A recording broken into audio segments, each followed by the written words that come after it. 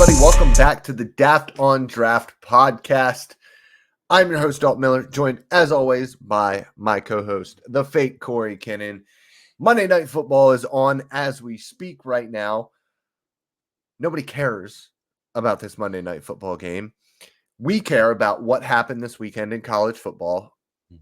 Not a whole lot out of the ordinary, I don't feel, this week, but we have that to talk about. We have helmet stickers, and I might have a dark horse for the best team in the country. Ooh. Cory, how are you doing today? That's interesting because we just spent a lot of time off air talking about if there was a single good team in the country. So I'm excited about that little dark horse. Well, there is. I think, and that's the problem. Let's just get this out of the way real quick. I think that there's a bunch of good teams. Yeah. There might be like 3 or 4 great teams, but even like right now, I don't know who they are. Yeah, it's your Oregon has been the most consistent. They kind of beat down Ohio State, who we thought might be the best team in the country. We thought Alabama might be. Alabama has looked horrible recently. Georgia is always around. Yeah. And so, but like who? I think I might know who your sleeper is, but I don't want to spoil it, so I won't. Well, try to guess it, and then do they have 3 highly touted draftable defensive linemen? And they do, and one of your favorite cornerbacks in the class. And no, not one of them. Not one of them. Your favorite cornerback. He is my favorite. He's not the best corner in the class.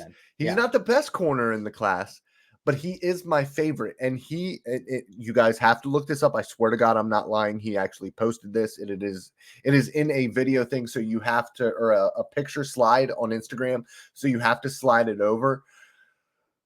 But Will Lee III posted a picture of Garrett Nussmeier on the couch with him and all of his defensive teammates standing behind the couch in white T-shirts. I think we all know the photo.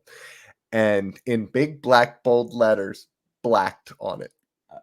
He trolled the hell out He's of an Garrett elite troll. He is an elite troll. And it's the Gen Alpha, or I guess he's Gen Z. It's the Gen Z version of Jair Alexander's trolling on the field when he was in college. But it's Will Lee, and he's doing it on social media. And I was told by a reliable source that the blanket he didn't actually send to Theo Weiss. So that is a little bit unfortunate. But he did actually post that picture, and that is an elite troll. That is elite DB energy right there. Yes, my sleeper team is Texas A&M, because if they can get that offense going, that defense is dangerous enough, not just on that front line, but on the back end with the cornerback play, to be a potential contender in the college football playoff. Yeah, I mean, it's over, Wigman Bros. I think that's the place to start there as well. It's over. He's going to tear it up with G.J. Kinn at Texas State next year. We'll hope for that pairing. That'd be a fun pairing. But he's definitely going to transfer out next year.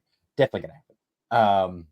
Yeah, but I think Colin Klein really loves quarterbacks he can run veer with. He can run read option with. He can run some RPOs with. So I think Marcel Reed. I mean, we saw Marcel Reed through like 4 passes in the second half. He didn't come in and light up the world of the air. He did have that deep ball, like the one he needed to hit. He hit. Yeah. Which was huge. But really, he sparked that team with his legs. And looking at Colin Klein, what that Heisman year he had with Kansas State, and then he kind of ran that same offense of how he succeeded in college at Kansas State with Damion Martinez, with Will Howard, before coming over to Texas A&M. And so I do think Marcel Reed is more of his brand of quarterback that he would prefer to operate with, I think. Again, Marcel Reed has a really bad arm, though. So like that's the only thing that's like holding me off a little bit, is if like they put him in a position where he has to throw, he cannot generate a whole lot of velocity on it. Well, and that's the thing, is you have to be able to play from a neutral game script or play out in front with that defense. It makes it a lot easier. And also the option is pretty damn difficult to defend as well. So, and they actually, I believe, have a pretty decent offensive line overall. So I think it's a pretty good offense. And lineman was out this game too. Yeah. So I think that they're kind of the sleeper in the middle of the pack that I think is a legitimate college football playoff contender. But let's get into the rest of the slate that we want to talk about. Texas eked away a little bit of a win against Vandy. I actually did not catch any of that game. I was traveling up. I was seeing my brother and sister-in-law up in Connecticut this weekend, so I didn't get as much college football. My brother was in the Navy, so we tried to watch the Navy game, and that was a fun watch for me to watch my brother be absolutely just hopeless by the time the second quarter rolled around. So that was great. Yeah, that one got out of hand fast. That one got out of hand fast. Yeah, the Texas Vanderbilt game was just okay. Again, as long as Quinn Ewers is playing quarterback for that team, I don't think they're gonna elevate at all. Of course, Isaiah Bond was out too, so that limited some explosiveness they have. But Ryan Wingo still might be their fastest player on that football team, and I mean, it's excruciating to try to watch Quinn Ewers play quarterback right now. Like it's excruciating to chart Quinn Ewers because he's just throwing screens, he's just checking everything down, throwing bubbles to running backs. It's brutal.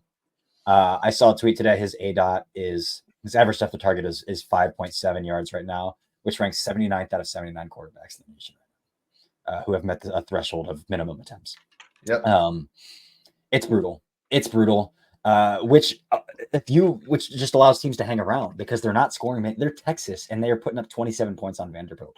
They put up 15 points last. Like they're just not scoring points with Ewers at quarterback. It's Mac Jones offense with less efficiency. Yes, more talent, less efficiency. More lower half talent, I guess. Ewers can. We're talking about the quarterback. I thought you were talking about the situation. Oh no, that 2020 Alabama. Yeah, I was gonna say that. Oh yeah. No. That he was 2 first-round wide receivers, a first-round running back, a first-round offensive tackle. He was, he had everything he needed there. But yeah, it's brutal. And I said it last episode. I think they need to start splitting reps before they get to Kentucky, because I think if they go up against that Kentucky defense with Quinn Ewers, it's going to be a long day. I really do. They got Florida this week. They got Arkansas next week, and those two aren't walk like cakewalk games either. Arkansas has been giving people games. They gave LSU a game, so that's not an easy opponent either. Florida, you might be able to split some reps there because I think they're a very poorly coached team. Yeah. But they are starting Lagway now, which is, I mean, Graham Mertz tore his ACL, so it's not like a great situation that Lagway is starting, but he is the better quarterback. So they are starting the better quarterback finally, but that team is just a mess. So I really do think they need to, because then you're getting to Kentucky, and then we just talked about Texas A&M potentially being a dark horse for the best team in the country. Like, you're sitting at 1 loss. You probably get in with 2 losses, but you lay a stinker against Kentucky and you lay a stinker against Texas A&M. Are you getting in with 3 losses? I don't think so. So, well, I mean, at this point, how good is Kentucky? They just lost to Auburn. That's true. They did. But they do this every week. They play Georgia hard, and then they play some subpar team weak. They play Ole Miss great. They play some other. They play to the level. It seems like they play to the level of their competition every week. Yeah, it's a bizarre team to watch. Also, their best corner is out, a potential first-round pick, and Maxwell Harrison hasn't been playing for weeks. He's only played 4 games this season, and I don't know if he's going to play again this season. So that kind of sucks. But for the most part, though, Florida, Arkansas, Kentucky, I do think Kentucky can be a little bit of a tricky game. But I think they have to start splitting reps, because you can't go to Texas A&M with this version of Quinn Ewers, or you're going to get dominated. Like you're going to get blown off the ball. You're going to get smacked in the face. Yeah. Yeah. It's kind of hard to watch. Let's talk Ohio State, Nebraska, because that game was close. Yeah. I didn't watch any of it. You are in that area, so I assume you caught at least some of it. Yeah. What happened? Because there was a lot of Ryan Day talk on the timeline, I noticed. Yeah. Columbus is ready to move on from Ryan Day. I just think, Urban Meyer handed Ryan Day probably a top 2 program in the nation. And collectively as a program, if you look at the teams that they've beat versus the teams that they lost to, like, Ryan Day apologists will be like, well, he's 61-9. He's only lost 9 games, but like, playing Big Ten football, you don't get a lot of credit for beating up on Rutgers and Maryland and teams like that. he has beat Penn State, but Penn State and James Franklin and Ryan Day are kind of in the same mold of head coach, in my opinion, where they are the Spider-Man meme. They are the Spider-Man meme. But he can't win a big game. He can't seem to get his team ready for big games. And I mean, they almost slipped this one away to Nebraska, who just got absolutely dismantled by Indiana. And I don't think Raiola played particularly well in this game. They were bad. And again, Josh Simmons is out for the season, and their backup left tackle is terrible. Like, let's call it what it is. Like, he's a turnstile, which kind of falls back into offensive line recruiting a little bit if that's kind of your backup option there. But I just think for a blue blood program, probably a top 2, top 3 brand in all of college football, this team lacks a significant amount of toughness. I mean, I think they showed it against Oregon. They showed it against Nebraska. They've got Penn State this week, and then they've got Indiana the week after that. So we'll see if they can survive this 2-game stretch. But I mean, they're another loss away from going another season without playing in a Big Ten championship game. Yeah, they are one loss away from going a half decade without playing in a Big Ten championship game. We're talking about Ohio State. Like, that's not acceptable. That's not an acceptable standard for Ohio State football. Especially when you see what talent is doing at the NFL level, and like then you look back at their time in college and be like, how could they not win with this talent? Like, it's kind of bizarre. Especially with the quarterback play that they've gotten. Yeah. Up until this year. Last year, this year, yeah. Yeah. And so we'll see. Yeah, I completely what happens over the next 2 weeks. I completely erased the Kyle McCord from my brain. Yeah, but I don't think this team has 11-12 game toughness. I don't see it right now. And let's talk about the team that beat them earlier in the year, Oregon, who absolutely dominated the Illinois game. They're on a roll. I love the weapons that they have. I love Evan Stewart, love Tez Johnson.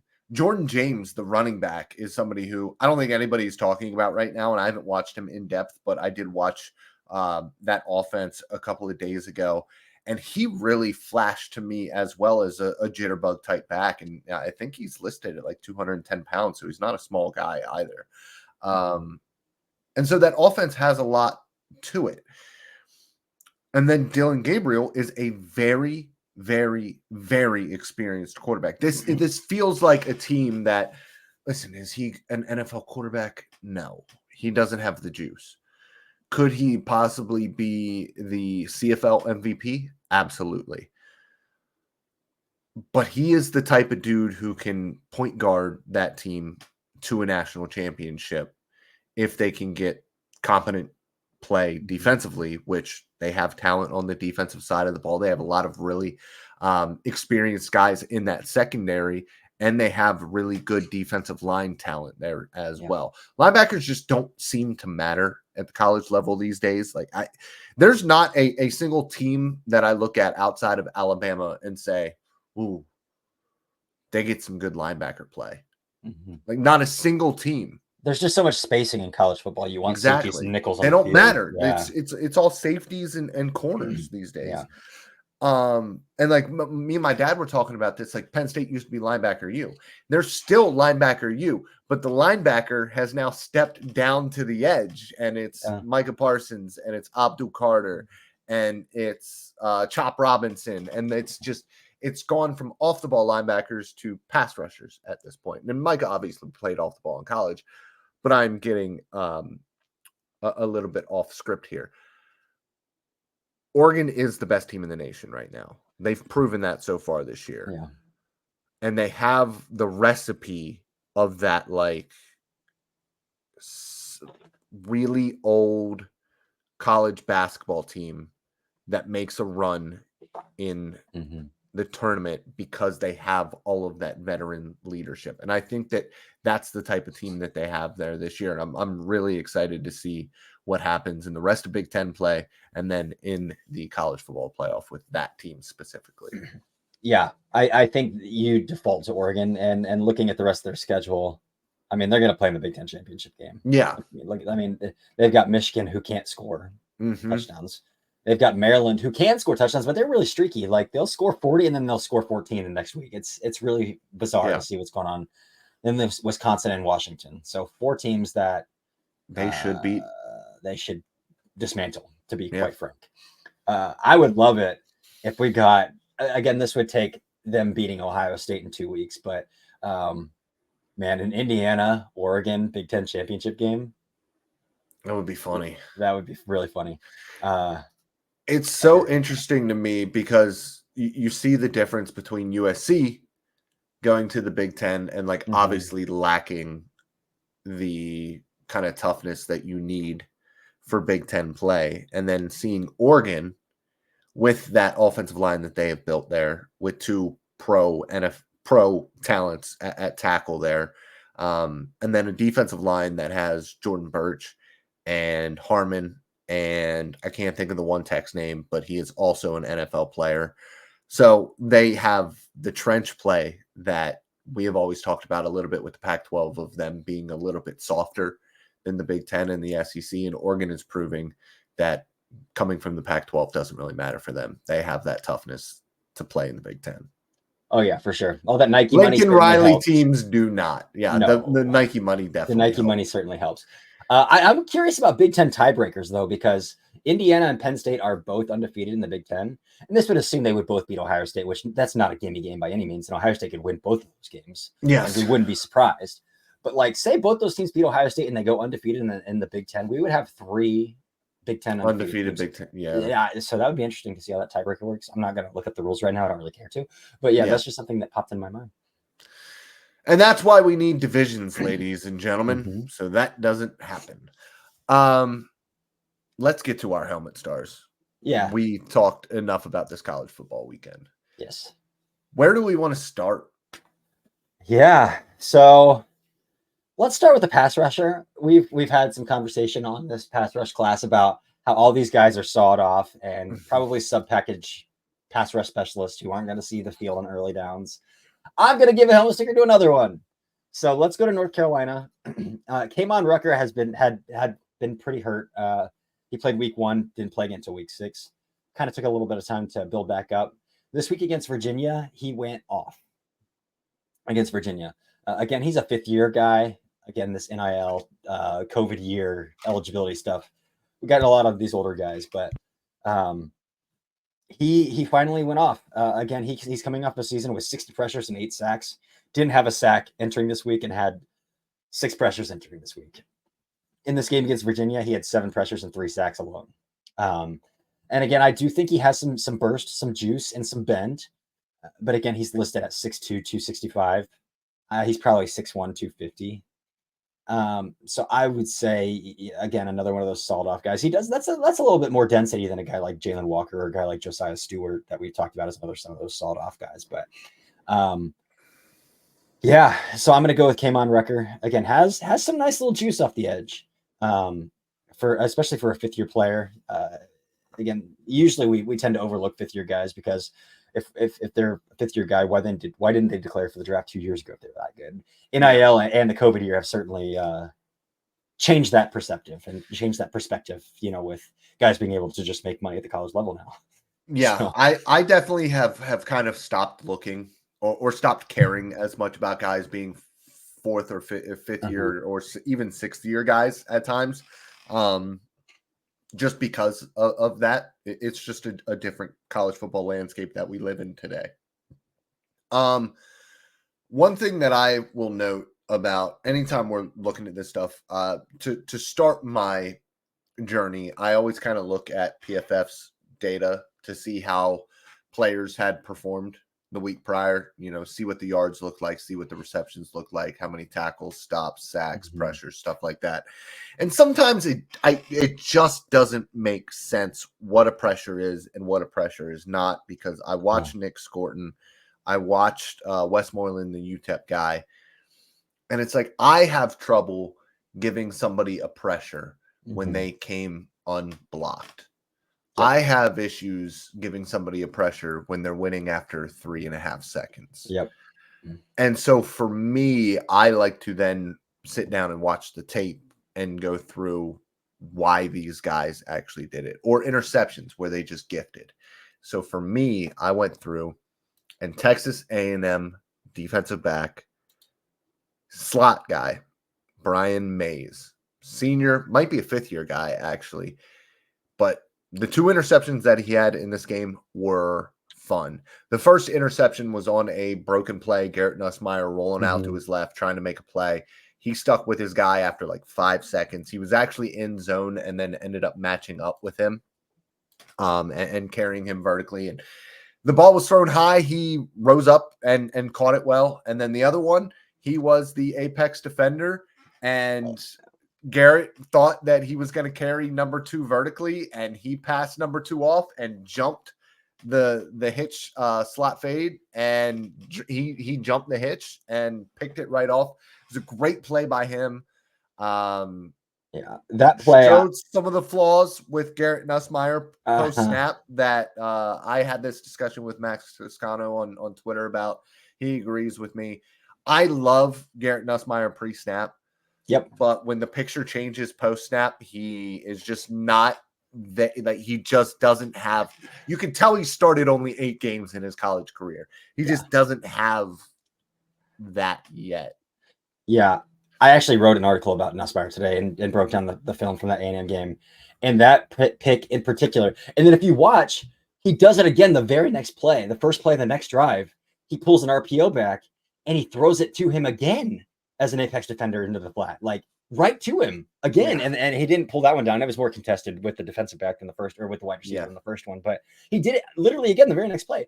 And what's crazy about that first pick is the boundary corner is clearly playing cover 3 leverage. Like, he's clearly playing cover 3 leverage. So, like, I don't know what Nussmeier missed because the guy's hips are open. He's clearly bailing. Yeah. It's bad. It was ugly. I do like, I think there are some other like kind of protection flaws with Garrett Nussmeier that I saw, like 6-on-6 in the box, and he's clearly calling out a slide right, but then he doesn't anticipate like a blindside rusher to his left. Like, that's something you got to pick. Like, you got to know if somebody's coming from your backside, then that's on you if you're sliding protection to your right. Like, just some stuff like that really bothers me. There are a lot of inexperienced things with him that need to get sorted out. I went back and I watched some of his later tape from the season because I was not a huge fan of him earlier in the year, but super inexperienced guy. I do think that for the most part, he is getting better as the year goes on. I'm seeing more especially from an accuracy standpoint, when he is off structure, has gotten a lot better as of late. My issue is that he does have some Tony Romo in him, for better and for worse, when it comes to being off structure when he doesn't need to be. A lot of the pocket stuff, the innate quarterbacky stuff that he's good at, but there are also times where he overdoes it as well. So he is a very interesting case study. Somebody who I legitimately think could have a Joe Burrow-like ascension if he stays in school and gets the experience and then kind of converts, because Joe Burrow was solidly a day 3 guy before that year, but he became a professional quarterback as a grad student. And I wonder if Nussmeier, with his father being a quarterback coach, with time in the offseason to train with some of the best in the nation at that pro level, I wonder if he can become that NFL quarterback going into his final season of college football. I think it would be a huge benefit to him. But it's kind of the same thing with Joe Burrow. Like, there's a lot of room to question the tools that Joe Burrow has, the physical tools that Joe Burrow has. Yeah. But he's just a professional quarterback. But I also do question kind of the physical tools of Nussmeier a little bit as well. I mean, I've talked about the arm when he doesn't have a base underneath him. The lower half tools, he's not a good athlete. They're not great, no. No. So, like, I think there's room to question some of the ceiling as well. But I do wonder that as well. The other question is that LSU has one of the top recruits in the nation coming in as a freshman next year that they're paying a lot of money to. And so does LSU want him to declare? Because that could put them in a sticky situation of losing the quarterback that's supposed to be coming in. And have been rumors that Michigan might have poked their head back in there as well. So I don't know if there's some anticipation there that he might be going back to school. So it can get sticky on the recruiting level a little bit too. Like, does Garrett Nussmeier to USC?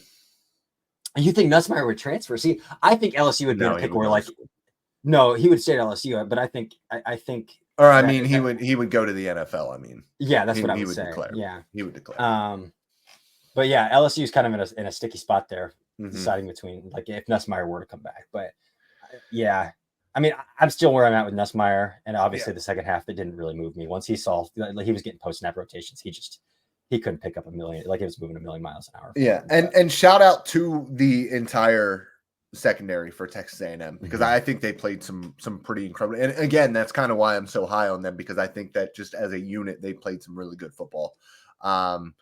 Another guy in the secondary who has been talked about, I think, for 5 years now, and I think he has finally started to get it. This is Alabama safety, slot defender, whatever you want to call him, Malachi Moore, who I think just overall has been playing some really good football so far this year. And I wanted to bring that up, but he did have an interception in this game. He did have another pass breakup.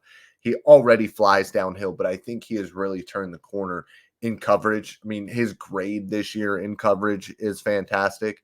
But for me, as a 23-year-old in a formerly Nick Saban defense, I expect you to be one of the better players in the nations. Yeah. I expect you to tackle. I expect you to be able to force from the alley, and that's stuff that he does at a really high level. Putting the coverage together in the slot, specifically in the SEC, where so many of the best targets play almost primarily from the slot, has been a lot of fun to see as well from him this year. I think that he's probably a day 3 guy, but one of those day 3 guys that I could see, having a starting role in the NFL for a couple of years. Yeah, I agree with that a lot. You can get a lot of value out of those nickels if you know how to deploy them at the NFL level. When I watch him, I think Dennis Allen, big or nickel guy, like that. I can't think of the name of the safety who they used to play in the slot all of the time. And he was listed as a safety. He was not listed as a corner, but he played as a 5th DB all the time. And I think that that's kind of a role that he could fit in there. Yeah, I agree. I'm going to go to the Big Ten for my second helmet sticker. And I want to talk about another guy, like another wide receiver in this class. I feel like there's a million day 2 wide receivers in this class, which means a lot of good receivers are going to start going day 3 as a result. Or we're just going to see a massive run on receivers on day 2. What we usually do anyway. So, yeah. But I'm going to go with Minnesota wide receiver Daniel Jackson. Daniel Jackson's really smooth, man. I really like this kid. A really smooth route runner, understands leverage, understands subtle ways to separate. He might not be a top tier athlete, but he does all the little things really, really, really well. In this game against Maryland, and I love the 2 Maryland receivers. I talked about them last week, and Ty Felton had a good game. Not so much Prather, but it was Daniel Jackson who came away with 12 catches, 117 yards, and 2 touchdowns on 12 targets, or 9 catches on 12 targets. I'm sorry. 117 yards, 2 touchdowns in this game. In a big win for Maryland. In a big win for Minnesota. Man, these schools. A big win for Minnesota over Maryland. It wasn't close. So I'm going to go Daniel Jackson, listed at 6 foot, 195. So, not a huge defender, but again, not a huge receiver, but a really good football player, a really solid football player. Second helmet sticker. I feel like Minnesota is the king of not fantastic athletes, but just silky smooth wide receivers. Yeah. Rashad Bateman was silky. I wasn't a huge Tyler Johnson fan, but he was definitely not a great athlete. So he's a converted quarterback. Yeah, it is. Yeah. Chris Ottman-Bell before all those injuries set in. Ottman-Bell, dude, yeah. I was so in on Ottman-Bell before all the injuries. I really truly was. I liked him a lot, especially in his freshman year when you could really see the flashes. Yeah. But my guy, my third guy here, I'll just go to is not the quarterback from Miami, and maybe not even the starting running back from Miami anymore, but Damion Martinez, who I think has over the past 2 weeks specifically helped his stock a little bit. Now, as an NFL draft prospect, I don't know what to do with him because anybody who runs almost exclusively gap power and is slow behind the line of scrimmage, every single play is press the line of scrimmage, jump cut, find a hole. It's slow, and you just can't really survive like that unless you're Le'Veon Bell, and he's not Le'Veon Bell. But when I watch him run, he runs with that type of anger and veracity of James Conner, where like he just does not want to go down and he will try to bowl you over. He has a little bit of juice. I will say that he has a little juice, especially horizontally. Like those jump cuts have some juice to him. But I just, as a prospect, I just want you to hit a damn hole. If it's just get there. But big day for him. The play that was probably an 8 or 9 yard game that turned into a 53-yard scamper, where it was a pile. He was lifted up in the pile, but he was still getting pushed forward. Everyone kind of stopped, and he spun out and just kept running. That was his big play, so that was a chunk of his yards. But he had 5 15-plus yard runs in this game, and a couple of them were really, really nice runs as well, where, yep, a little bit slow pressing the line of scrimmage, but he found the hole, exploded through the hole, broke a couple of tackles on his way to 14 or 15 yards. And if you can do that, if you can be a 3 yards and a cloud of dust guy, but have the athletic ability to make a couple of big plays here and there, it's really all you need to get into a rotation at the NFL level. Mm-hmm. Yeah, he was a lot of fun at Oregon State last year. I enjoyed his Oregon State tape quite a bit. I do kind of see the same things where it's like that initial burst and the long speed. I would say both the initial burst and the long speed are just like, the long speed ain't there. No, not at all. But he's a fun back. He's a fun back for Miami. I'm going to go with the running back tape for my third one. And it's one of my favorite running backs in the class. I think we talked about him last episode, but I'm going to go with Iowa's Caleb Johnson, who I have a hard time not seeing as RB2 in this class behind Ashton Jeanty at this point. Like, I have a really hard time not seeing it. He's just so smooth. And again, they run a lot of outside zone stuff. So he's got it's going to be pretty. Yeah, it's going to look pretty. But his feet with so quick, the outside man. zone is... At 225, come on. It's gorgeous. It's so good. It's so good. But against Northwestern, again, he only had 14 carries, ran for 109 yards and 3 touchdowns in this game. They have a solid rotation there of backs, because their second back is good too. Mm-hmm. Yeah. And so I 7 more missed forced tackles in this game, 3 runs of over 15 yards in this game. Like, he's just such a smooth back. Again, the long speed's not there with him too, but he does have some really explosive initial burst. I think his vision is unbelievable. Like, he can see the backside cuts and outside zone. His feet are so quick. His eyes are so patient. He knows how to set up blocks or wait. Like, he knows how to keep his feet going to set up blocks where like no momentum is lost as he's turning in the backfield and being patient. Like, it's hard. And he doesn't get a lot of targets out of the backfield and nothing more than swings or checkdowns, but like, he's got some really soft hands. He's got some really soft hands too. So I would draft Caleb Johnson in the second round and not look back at this point. I think he's a really, really solid player. And again, for 109 yards and 3 touchdowns, 8 yards per carry, 7 missed forced tackles, 75 yards after contact, I'm going with Caleb Johnson for my third helmet sticker. I think he's awesome, and I wouldn't complain if anybody has him as RB2. I'm kind of waiting and seeing when it comes to between him and Nicholas Singleton.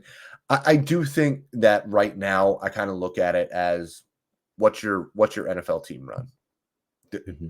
Are they primarily gap man, or are they more of an outside zone team? Mm-hmm. Because I think that's how I'm making that decision right now. Yeah. Because I do think both of them are really smooth as receivers as well. Nick Singleton can make some absolute plays as a wide receiver. And he did this past weekend. Yeah. He got a wheel route out of the backfield. Yep. Yeah. He's a 5-star Penn State athlete in that S&C program. He's going to test like crazy. You can see that burst on the field. I do find it difficult to get away. He's a hell of a pass protector too. He is a hell of a pass protector too. But I have an issue like you do, just not looking at Johnson's feet, because they are honestly so pretty. Janty is the best back in this class, but Johnson's feet are the best I think that I've seen. Like, there are better athletes out there. But I just don't think anybody is as smooth as I've seen Johnson in transition behind the line of scrimmage. Yeah. Like, I'm watching Damion Martinez run into the back of blockers. You're not getting that with Johnson. He's going to get skinny. He's going to find the crease. He knows what he's doing. It is a thing of beauty to watch. It really is. It is indeed. It is indeed. But that's it. That's our 6 helmet stickers. We got some college football discourse, a little bit of quarterback discourse in there with Nussmeier, some Texas A&M discourse. There's a lot going on in this episode. But again, we'll do some Dafter draft tomorrow. We'll figure out something again for our Thursday rotation, and then Friday breaking down Week 10, which looks like on paper a pretty good slate. We've got Ohio State, Penn State this week, so which also could turn into a pillow fight based on the toughness of both those teams. But on paper, it looks like a good slate. So a fun week of content ahead here. It honestly, it might be time for us to start building a board. It might be. I've got to start finalizing some grades. Yeah. But we can kind of start building a board together. Yeah. Even without grades finalized, because we're going to have to agree on this board. Yeah. We can change it, but we're going to have to agree on it. So that's going to be a fun debate with us off air. Anyways, guys, that's it. We will be back tomorrow with Daft on Draft. He's Cory Kinnan, or the fake Cory Kinnan on Twitter. I'm Dalton Miller. I love you guys. Goodbye.